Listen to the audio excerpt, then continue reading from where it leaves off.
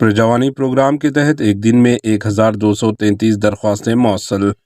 कांग्रेस हुकूमत की जानिब से अवामी शिकायतों की वसूली के लिए प्रजावानी प्रोग्राम पर अमल आवारी की जा रही है। इस प्रोग्राम के तहत प्रजा भवन में एक दिन में 1233 अवामी शिकायतें वसूल की गई। अहदेदारों ने बताया कि जो शिकायतें मौसल हुई इनमें जुमला 1233 मौसल दरख्वास्तों में 974 दरख्वास्तें इंद्रम्मा इंडलू मकानात, 96 दरख्वास्तें पंचायत राज, 76 महकमा बरखी, 36 रेवेन्यू मालूमात, 51 दीगर महकमा जात से मुताल्लुक थी।